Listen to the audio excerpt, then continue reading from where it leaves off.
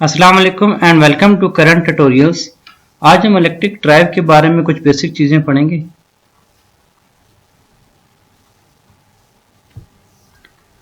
Parts of electric drives, इसके pros and cons क्या होते हैं। देखिए, ड्राइव किसी भी मोशन को कंट्रोल करने के लिए यूज किया जाता है। जैसे देखिए, गाड़ी के ऊपर एक ड्राइवर होता है, वो गाड़ी को कंट्रोल कर रहा होता है ना। इसी तरह सिंपल जो ड्राइव्स होते हैं वो इंजन हो गया, स्टीम टरबाइन, हाइड्रोलिक सिस्टम या इस तरह की चीजों को कंट्रोल करने के लिए इस्तेमाल किए जाते हैं। तो इलेक्ट्रिकल ड्राइव, जैसे इलेक्ट्रिकल इसके साथ आ गया, तो उसमें इलेक्ट्रिकल मोटर्स या किसी भी तरह का इलेक्ट्रिकल मोशन को कंट्रोल करने के लिए यूज किया जाता है। ठीक है, मेनली चीज मोटर या इलेक्ट्रिकल मूवमेंट में होती है। अब इलेक्ट्रिकल ड्राइव के पार्ट्स कौन कौन से होते हैं, ठीक है। अब देखिए, ये मोटर है जिसकी हमने स्पीड को कंट्रोल करना है। जब इसकी स्पीड को कंट्रोल करना है तो सबसे पहले तो हमारे पास इनपुट कमांड होनी चाहिए कि हमारी रिक्वायर्ड स्पीड क्या है। ठीक है, इनपुट कमांड होनी चाहिए और साथ में हमें पता यह भी होना चाहिए कि अभी स्पीड कितनी है। जो अभी स्पीड है, करंट स्पीड है, वो हम एक सेंसिंग यूनिट से ले लेंगे। ठीक है, एक सेंसिंग यूनिट से करंट स्पीड ले ली, इनपुट कमांड से जो रिक्वायर्ड स्पीड है वो ले ली। इन दोनों को कंट्रोल यूनिट में क्या किया, कंपेयर कर लिया। कंट्रोल यूनिट में इन दोनों को कंपेयर करके हमने ये दे दिया पावर मॉड्यूलेटर को। पावर मॉड्यूलेटर, अब देखें, मोटर को अलग से पावर चाहिए होती है तो उसके साथ एक सोर्स लगा हुआ है ना। सोर्स के साथ आगे पावर मॉड्यूलेटर है। पावर मॉड्यूलेटर क्या करता है, पावर को कन्वर्ट भी कर देता है, इसको मॉड्यूलेट भी करता है, इसको रेगुलेट भी करता है। ठीक है, इसने क्या किया, रिक्वायर्ड स्पीड के लिहाज से इसने सप्लाई दे दी मोटर को। ठीक है, अब मोटर की स्पीड डिफरेंट तरह से कंट्रोल की जाती है। फील्ड से कंट्रोल की जा सकती है, आर्मीचर से कंट्रोल की जा सकती है। ठीक है, अब जब मोटर की स्पीड कंट्रोल होगी तो हम वो क्या करते हैं, उससे हम एक लोड चला रहे होते हैं। फॉर एग्जांपल, आप इससे एक प्रिंटिंग प्रेस चला रहे हैं, आप इससे कोई दूसरी तीसरी जैसे लिफ्टिंग सिस्टम चला रहे होते हैं। ठीक, तो ये सारे पार्ट्स होते हैं। पावर मॉड्यूलेटर का क्या काम होता है, ठीक है, ये पावर को रेगुलेट करता है। इसके अलावा ये पावर को कन्वर्ट भी करता है। अगर हमें डीसी में पावर चाहिए हो तो एसी से डीसी में कन्वर्ट करने के लिए भी यूज किया जाता है। और इसके अलावा हमें डीसी से एसी में चाहिए हो तो फिर उसके लिए भी इस्तेमाल कर सकते हैं। अब मोटरिंग और ब्रेकिंग ये हम आगे चल के देखेंगे। पावर मॉड्यूलेटर की टाइप्स, ठीक है, पावर मॉड्यूलेटर की डिफरेंट टाइप्स होती हैं। कंट्रोल रेक्टिफायर, देखें रेक्टिफायर है जैसे ना, रेक्टिफायर क्या करता है, एसी को डीसी में कन्वर्ट कर देता है। ठीक है, कंट्रोल रेक्टिफायर के अंदर हम ज्यादातर सिलिकॉन कंट्रोल रेक्टिफायर यूज करते हैं। ठीक है, क्योंकि सिलिकॉन की स्विचिंग अच्छी होती है, उसमें स्पार्किंग वगैरह नहीं होती। तो कंट्रोल रेक्टिफायर में ज्यादातर हम सिलिकॉन की मदद से ही एसी से डीसी में कन्वर्ट कर रहे होते हैं। इन्वर्टर है ना, रेक्टिफायर से उल्टा काम करता है, जो डीसी को एसी में कन्वर्ट कर रहा होता है। इसी तरह वोल्टेज रेगुलेटर है ना, जो वोल्टेज क्या करते हैं, रेगुलेट कर रहे होते हैं, वोल्टेज को कंट्रोल कर रहे होते हैं। इसके लिए हम ट्रांसफार्मर वगैरह भी इस्तेमाल कर सकते हैं ना। चोपर क्या होता है, डीसी से डीसी में कन्वर्ट कर रहे होते हैं। रेगुलेटर एसी से एसी में ही कन्वर्ट कर रहे होते हैं। और चोपर क्या होते हैं, डीसी से डीसी में ही कन्वर्ट कर रहे होते हैं। साइक्लो कन्वर्टर, इसमें फ्रीक्वेंसी हम क्या करते हैं, फ्रीक्वेंसी कन्वर्ट कर लेते हैं। इन्हीं को फिगर की मदद से देखें। ठीक है, अब देखें, ये एक ट्रांसफार्मर लगा हुआ है, फिक्स सप्लाई है। ठीक है, आप कांस्टेंट वोल्टेज दे रहे हैं, आपको लो वोल्टेज कम वोल्टेज मिल रहे हैं ना। इस तरह रेक्टिफायर में आप एसी सप्लाई देते हैं। ठीक है, एसी सप्लाई दे रहे हैं, आपको क्या मिल रहा है, डीसी मिल रहा है। इसी तरह चोपर के केस में आप फिक्स डीसी दे रहे हैं, आपको वेरिएबल डीसी मिल रहा है। ठीक है, साइक्लो कन्वर्टर में आप फिक्स फ्रीक्वेंसी दे रहे हैं ना, फिक्स फ्रीक्वेंसी दे रहे हैं, आपको आउटपुट पे क्या मिल रहा है, वेरिएबल फ्रीक्वेंसी मिल रही है। ठीक है, इसके अलावा इन्वर्टर है, PWM pulse width modulation based inverter है ना। इसमें फिक्स डीसी दे रहे हैं और आपको आउटपुट पे क्या मिल रहा है, वेरिएबल डीसी मिल रहा है।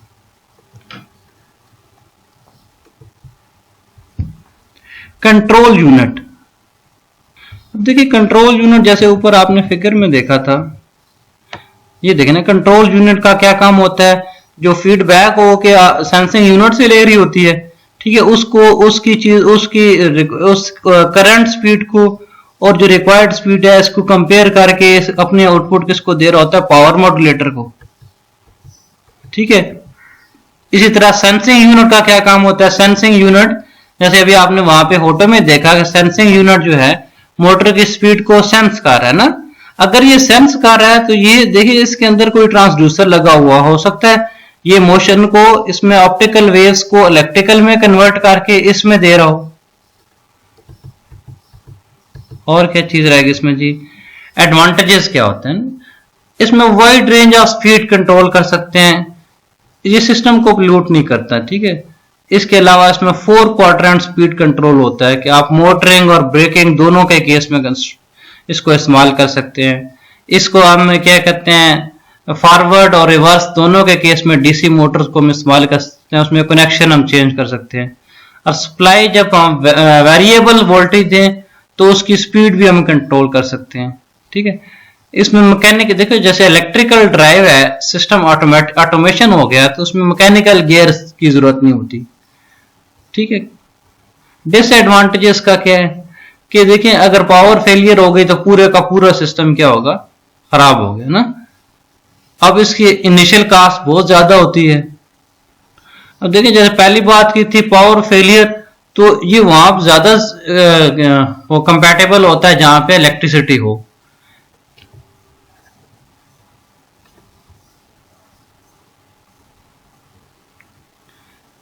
क्लासिफिकेशन ऑफ सिस्टम, सिस्टम की क्लासिफिकेशन देखते हैं according to operation, according to control means और सारे। ठीक है,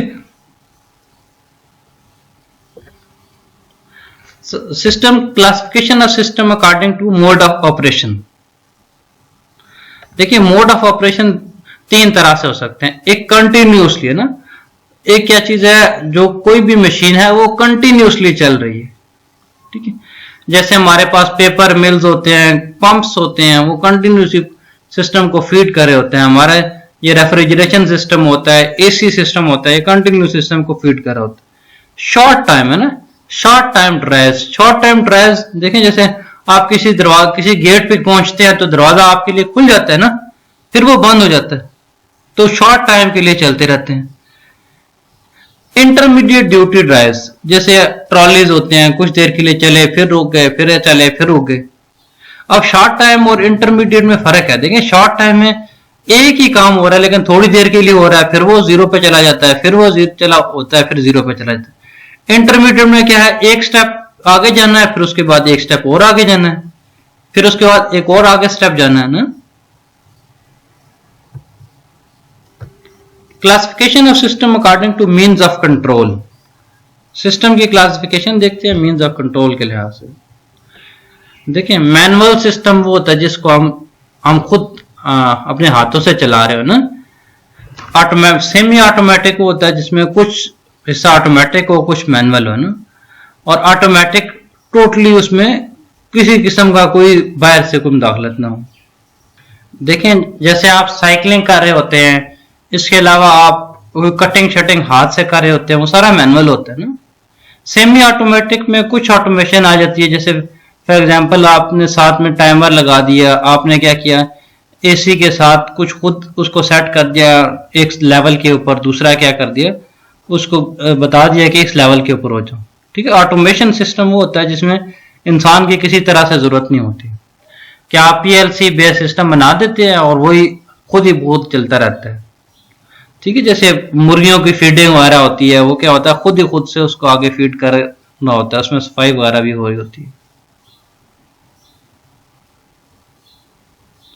classification of system according to number of machines, number of machines के लिहाज से सिस्टम की क्लासिफिकेशन देखते हैं।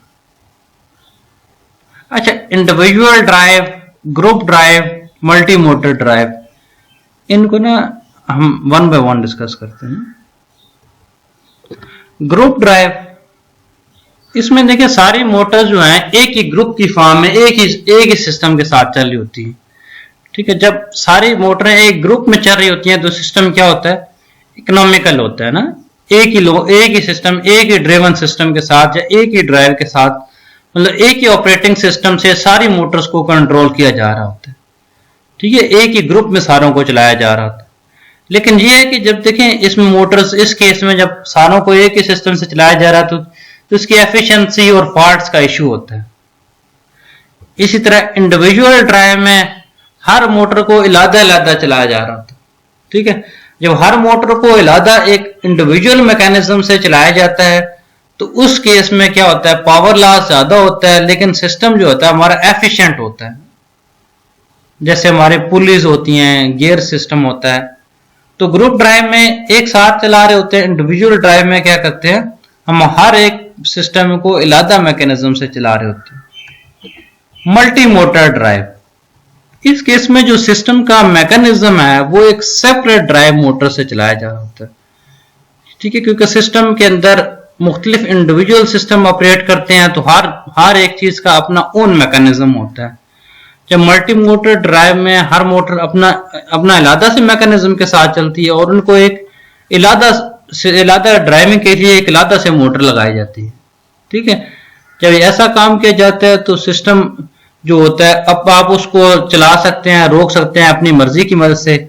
आप मशीनों को, सिस्टम को शट डाउन किए बगैर मसले हल कर सकते हैं। सिस्टम हमारा फ्लेक्सिबल होता है, ठीक है, क्योंकि आपने ड्राइव का पूरा मैकेनिज्म ही लादा लगा दिया। जब सिस्टम को ड्राइव करने के लिए एक लादा मल्टी मोटर, एक और मोटर आपने लगा दी तो इस केस में इसका सबसे बड़ा मसला ये होता है कि इसकी इनिशियल कॉस्ट बहुत ज्यादा हो जाती है।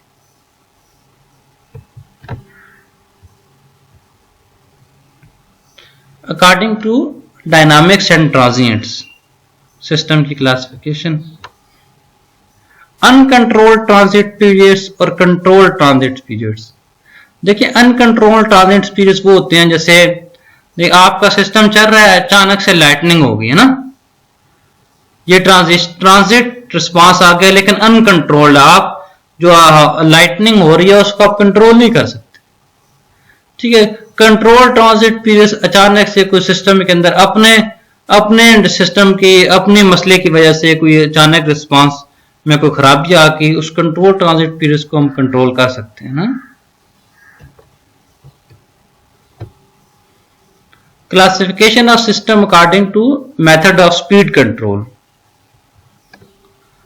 अब स्पीड कंट्रोल चार तरह से की जाती है, reversible and non reversible uncontrolled constant speed, यानी कि रिवर्सेबल भी हो और नॉन रिवर्सेबल भी हो, और फिर अनकंट्रोल्ड कांस्टेंट स्पीड, यानी स्पीड कांस्टेंट हो लेकिन उसको कंट्रोल ना किया जा रहा, ठीक है।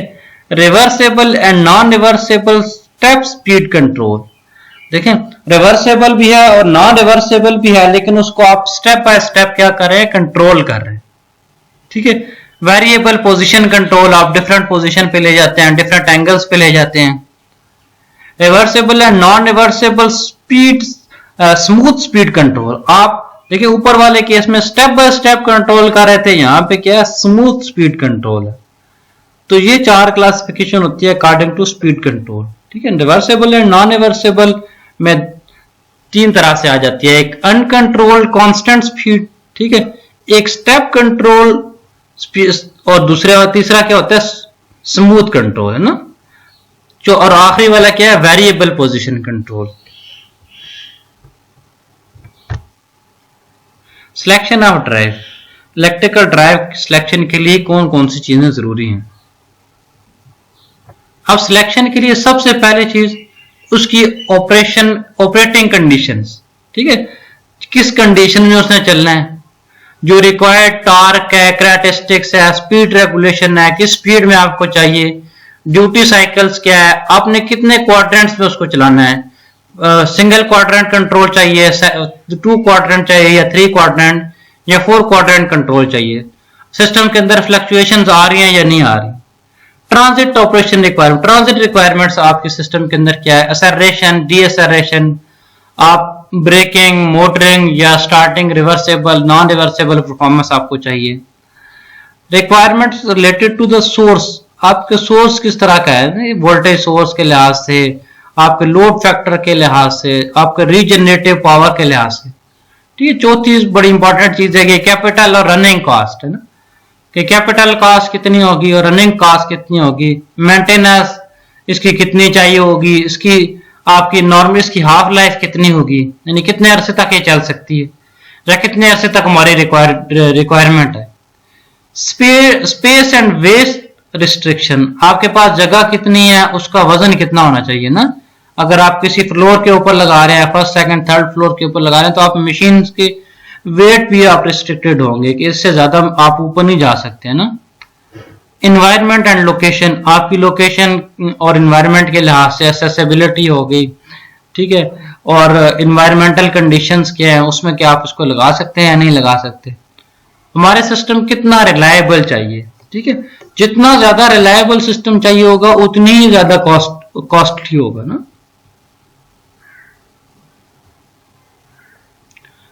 DC motor control, DC motor control में हम motoring and braking, speed and rotation, ये दो चीजें देखते हैं।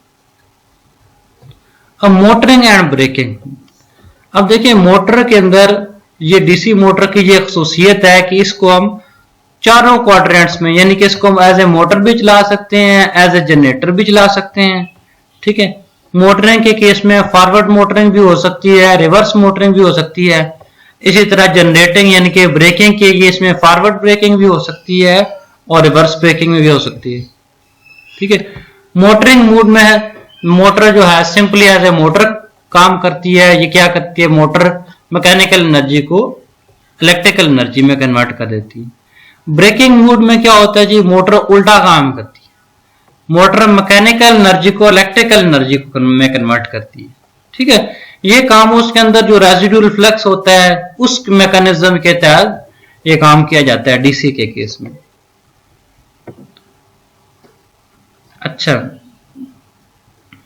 मोटर की speed control and rotation, speed और रोटेशन को मोटर को हम कैसे कंट्रोल करते हैं। देखिए मोटर की स्पीड कंट्रोल करने के लिए हमें क्या करते हैं, हम वेरिएबल डीसी सप्लाई दे दें, उसकी स्पीड कंट्रोल हो जाएगी। क्या ख्याल, आप जब उसको वेरिएबल सप्लाई देंगे तो उसकी स्पीड ऑटोमेटिकली कंट्रोल हो जाएगी। आपने उसकी रोटेशन यानी कि डायरेक्शन अगर चेंज करनी है तो आप क्या करें, उसके जो टर्मिनल्स हैं उनको रिवर्स कर दें, ठीक है। जहां फेज लगा हुआ था वहां न्यूट्रल लगा दें, जहां न्यूट्रल लगा हुआ था वहां फेज लगा दें, तो इससे उसकी डायरेक्शन उलट हो जाएगी। जब इसकी डायरेक्शन उलट हो जाएगी तो इसको आप चारों कंडीशन में इस्तेमाल कर सकते हैं, मोटरिंग में, ब्रेकिंग में, फॉरवर्ड मोटरिंग या रिवर्स मोटरिंग, ये रीजनरेटिंग। आप ब्रेकिंग के केस में फॉरवर्ड ब्रेकिंग और रिवर्स ब्रेकिंग तीन चारों क्वाड्रेंट में मोटर को कंट्रोल कर सकते हैं। इस तरह इस्तेमाल करते हुए क्या करते हैं, उसमें सप्लाई चेंज करते हैं तो हमारे क्या बन जाती है, ये दोनों ब्रेकिंग वाले रीजन बन जाते हैं, मोटर एज ए जनरेटर काम करना शुरू कर देती है, ठीक है। तो सिंपल केस में मोटरिंग फॉरवर्ड और रिवर्स दोनों हो सकती है। 4 क्वाड्रेंट कंट्रोल देखते हैं कि वैसे तो 4 क्वाड्रेंट होते हैं ना, तो 4 क्वाड्रेंट के अंदर जो चारों क्वाड्रेंट के अंदर कंट्रोल ऑपरेशन होता है वो देखते हैं। 4 क्वाड्रेंट ऑपरेशन, देखिए मोटर को एक्सेलरेशन और डी एक्सेलरेशन दोनों में इस्तेमाल किया जाता है। एक्सेलरेशन का मतलब क्या, स्पीड पकड़ रही है ना, तो जब मोटर को पॉजिटिव टॉर्क प्रोड्यूस किया जाता है तो वो एक्सेलरेट होती है फॉरवर्ड डायरेक्शन में, तो स्पीड उसकी क्या होती है, पॉजिटिव होती है ना, स्पीड बढ़ना शुरू हो जाती है। एक्सेलरेशन में क्या हुआ, स्पीड बढ़ना शुरू होगी। तो डी एक्सेलरेशन में क्या होगा, डी एक्सेलरेशन में इसकी स्पीड जो टॉर्क होगा वो नेगेटिव हो जाएगा। टॉर्क नेगेटिव, ये मोटर के जो 2 केसेस होते हैं, मोटरिंग और ब्रेकिंग, उस केस में होता है ना। हम क्या करते हैं, इसके टॉर्क को नेगेटिव कर देते हैं। स्पीड को कंट्रोल करने के लिए हम ऑपोजिट सप्लाई से भी टॉर्क नेगेटिव कर सकते हैं। देखिए चारों क्वाड्रेंट्स देखिए ना, अब 4 क्वाड्रेंट्स हैं। इस एक्स एक्सिस के ऊपर हमने टॉर्क कह दिया, ठीक है। वाई एक्सिस के ऊपर हमने क्या कह दिया, स्पीड है। एक्स एक्सिस के ऊपर टॉर्क है, वाई एक्सिस के ऊपर स्पीड है, ठीक है।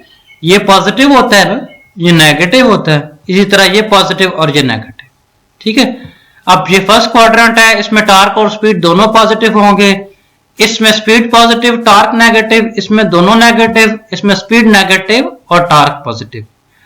तो जो ऑपरेशन है इन चारों क्वाड्रेंट्स में किया जा सके उस ऑपरेशन को हम 4 क्वाड्रेंट ऑपरेशन कहते हैं। इसको स्टेप बाय स्टेप स्टडी करते हैं। ठीक है, पहले फर्स्ट क्वाड्रेंट को स्टडी करते हैं, फिर सेकंड क्वाड्रेंट को, फिर थर्ड फोर्थ को। फर्स्ट क्वाड्रेंट में देखें हमारा एक लोडेड केज मूविंग अप, देखें एक लोड है, ठीक है, इसके साथ काउंटर वेट है, ठीक है। अब देखें जब इस लोड को हमने ऊपर खींचना है, ठीक है, इस लोड को हमने ऊपर खींचना है, तो ये क्या हो जाएगा, ये यहां पे कॉन्सेप्ट क्या हो जाएगा, सिंपली मोटरिंग वाला हो जाएगा। यहां पे आप वेट एक्स्ट्रा रखते जाएंगे तो क्या चीज है, इसकी जो रोटेशन है, ये जो पुली है, इसकी रोटेशन क्या हो जाएगी, इस साइड पे हो जाएगी ना, इस साइड पे हो जाएगी। अब ये इसका जो मोटर का टार्क है वो भी इसी साइड पे खींचेगा मोटर को, ना मोटर देखे ना, ये वाली जो मोटर लगी हुई है ये अपना जोर इसी तरफ लगा रही है ताकि इस लोड को ऊपर खींचे। देखिए ना, मोटर जोर ऊपर की तरफ लगा रही है ना, जब मोटर जोर ऊपर की तरफ लगा रही है तो टीएम मोटर का जो टार्क होगा वो इस साइड पे होगा, यहां से यूं इस तरफ। इसी तरह इसकी जो स्पीड होगी वो भी यहां से ऊपर की तरफ होगी, लेकिन लोड टार्क जो इसका अपना लोड का टार्क है, जो इसका अपना लोड वाला टार्क है वो तो नीचे की तरफ होगा ना, क्या ख्याल। तो अब इसमें क्या हो गया, ओमेगा यानी कि इसकी स्पीड भी पॉजिटिव है, इसका टार्क भी पॉजिटिव है। P is equal to power जो होती है, P is equal to tau into omega, power जो होती है टार्क और स्पीड का प्रोडक्ट होती है, तो पावर क्या हो जाएगी, पॉजिटिव। अब देखें ये फर्स्ट क्वाड्रेंट मैंने बनाया, देखें ये पहले वाला क्वाड्रेंट है, टार्क भी पॉजिटिव है, टार्क पॉजिटिव है और स्पीड भी पॉजिटिव है, तो किस क्वाड्रेंट में ये चीज जाएगी, फर्स्ट क्वाड्रेंट में। फर्स्ट क्वाड्रेंट में क्या होता है, सिंपली मोटरिंग होती है, ठीक है। हमने लोड इसके साथ लगाई है यहाँ पे, ये आम होस्टिंग डिवाइस के अंदर क्या होता है कि जब आप देखें यहाँ इसके ऊपर बंदे बैठे होते हैं तो ये मोटर इसको क्या करती है, ऊपर खींच रही होती है ना, लेकिन आपका जो लोड होता है वो तो उसको नीचे की तरफ दबा रहा होता है। जब लोड इसको नीचे की तरफ दबा रहा होता है, यहां से मोटर इसको ऊपर की तरफ खींच रही होती है, तो ये सिंपल मोटरिंग कॉन्सेप्ट जिसको हम फॉरवर्ड मोटरिंग कहते हैं, सबसे आसान वाला जो कॉन्सेप्ट है ना। अब इसी तरह आगे चलते हैं। अब फर्ज करें इस केस में हमने क्या किया जी, एम्प्टी केज, आपका जो केज है, ये लोड जो है, पिछले केस में देखें यहां पे लोडेड केज था ना, जब लोडेड केज था तो यहां काउंटर वेट डाला, इससे हम इसको ऊपर खींच दिया ना, मोटर में प्रॉपर तरह से काम किया। अब यही चीज खाली है, ये बिल्कुल खाली है ना, अब इसको कैसे कंट्रोल करेंगे। अब इसमें एक चीज देखें, जब ये खाली है तो इसका वजन इससे ज्यादा हो गया ना, ऐसी है ना, ये काउंटर वेट यानी कि इसका वजन इससे ज्यादा होगा। जब इसका वजन ज्यादा हो गया तो ये क्या करेगा, अब ऊपर की तरफ तो जोर नहीं लगाएगा क्योंकि वेट को भी बैलेंस करना है, सिस्टम को भी। ये क्या करेगा, ये नीचे की तरफ जोर लगाएगा, ठीक है, नीचे की तरफ जोर लगाएगा, और ये जब खाली है तो ये ऊपर की तरफ आएगा ना, क्योंकि इसका लोड ज्यादा है इससे।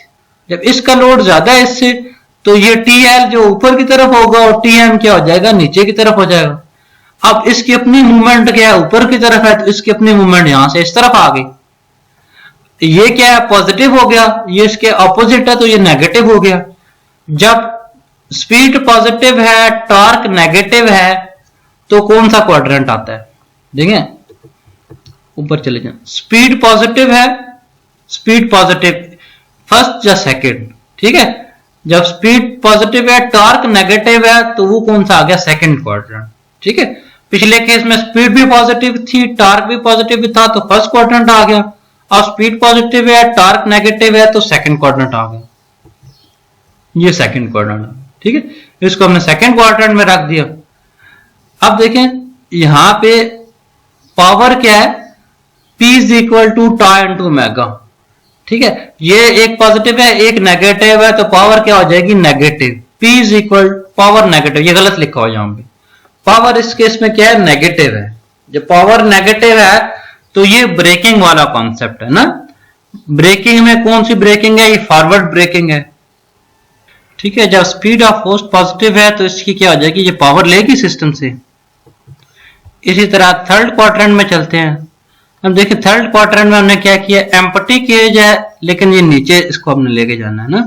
पहले क्वाड्रेंट में क्या था, लोडेड केज था, इसको ऊपर खींच रहे थे। दूसरे में खाली केज था, इसको ऊपर खींचे थे। तीसरे में एम्प्टी केज होगा, इसको नीचे ले जाएंगे। और चौथे केज में लोडेड केज होगा जिसको हम नीचे लेके जाएं, ठीक है। जब एम्प्टी केज है तो काउंटर वेट ज्यादा है इससे, जब काउंटर वेट की वैल्यू ज्यादा है तो टीएम क्या हो जाएगा, नीचे की तरफ हो जाएगा, टीएम नीचे की तरफ हो जाएगा। और दूसरा स्पीड, क्योंकि ये भी नीचे जा रही है तो स्पीड भी इसकी नेगेटिव साइड पे हो जाएगी। और टी एल क्या हो जाएगा, टी एल ऊपर की तरफ हो जाएगा ना। अब मोटर जो है वो रिवर्स एक्शन में काम कर रही है और सिस्टम से पावर ले रही है, ठीक है। मोटर क्या हो गया, रिवर्स एक्शन में काम कर रही है ना। जो नॉर्मली मोटर ऊपर खींचती है, ये रिवर्स एक्शन में काम कर रही है। इसमें टार्क भी नेगेटिव है, पावर भी सॉरी टार्क भी नेगेटिव है, स्पीड भी नेगेटिव है और पावर क्या होगी, पॉजिटिव होगी। जब टार्क नेगेटिव है, स्पीड भी नेगेटिव है तो कौन सा क्वाड्रेंट आएगा, टार्क नेगेटिव, ये वाले दोनों है ना, टार्क नेगेटिव इन दोनों में होता है और स्पीड नेगेटिव ये इधर है नीचे है ना, इन दोनों में। तो ये तीसरा क्वाड्रेंट आएगा, तीसरा क्वाड्रेंट आ गया। तो पावर क्या होगी इस केस में, पॉजिटिव होगी।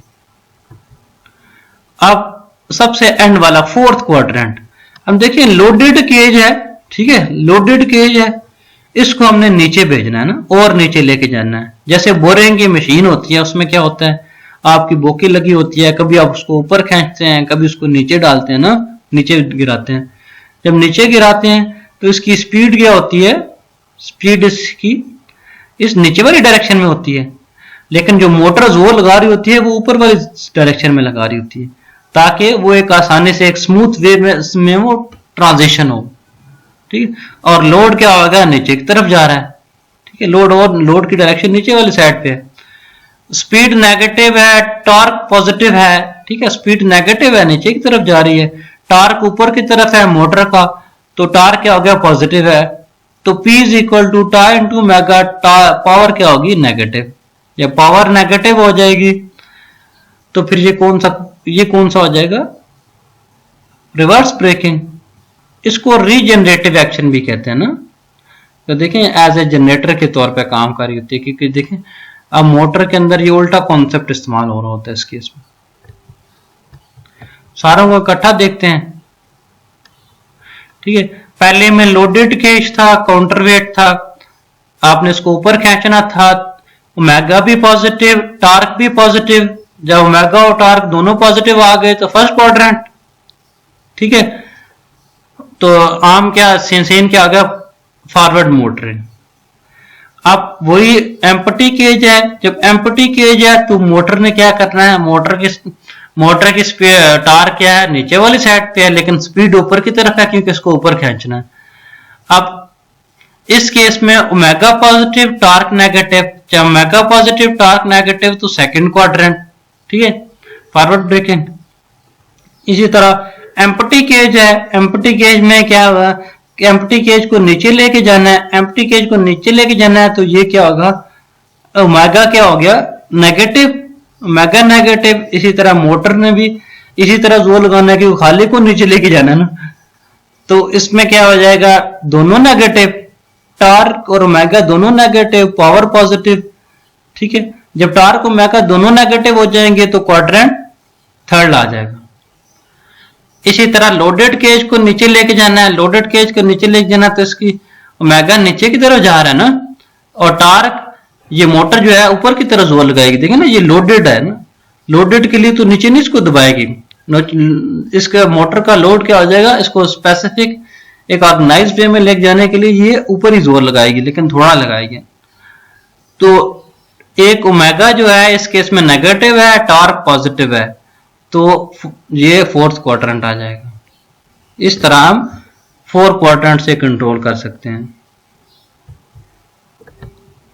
ये पहला और तीसरा मोटरिंग रीजन होता है, दूसरा और चौथा रीजनरेटिंग रीजन होता है, ठीक है। ये पॉजिटिव मोटरिंग, नेगेटिव मोटरिंग, या फॉरवर्ड और रिवर्स कहते हैं। ये फॉरवर्ड और रिवर्स, पॉजिटिव या नेगेटिव कहते हैं इसको ना। रोटेशन टार्क, पहले में टार्क भी पॉजिटिव होता है, रोटेशन भी पॉजिटिव होती है, दूसरे में रोटेशन पॉजिटिव, टार्क नेगेटिव, तीसरे में क्या हो गया, रोटेशन नेगेटिव, टार्क भी नेगेटिव, चौथे में रोटेशन नेगेटिव और टार्क पॉजिटिव, ठीक है।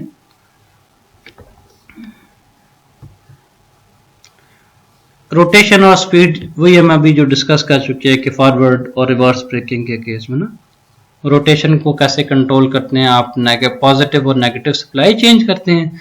स्पीड को कैसे चेंज करते हैं हम, सप्लाई वो वेरिएबल सप्लाई देते हैं वोल्टेज रेगुलेट करते हुए। पहले क्वाड्रेंट में फॉरवर्ड मोटरिंग होती है, ठीक है, दूसरे क्वाड्रेंट में फॉरवर्ड ब्रेकिंग होती है, तीसरे क्वाड्रेंट में रिवर्स मोटरिंग होती है, और तीसरे क्वाड्रेंट में रिवर्स मोटरिंग, और चौथे क्वाड्रेंट में तीसरे में रिवर्स ब्रेकिंग और चौथे में रिवर्स मोटरिंग। इसकी डिफरेंट एप्लीकेशंस है ना, ट्रांसपोर्टेशन में इस्तेमाल की जाती है, होस्ट सिस्टम में इस्तेमाल की जाती है, और 4 क्वाड्रेंट और मुख्तलिफ जगह पे इस्तेमाल की जाती है। सही है, करंट ट्यूटोरियल्स को सब्सक्राइब कर दीजिएगा। Thank you.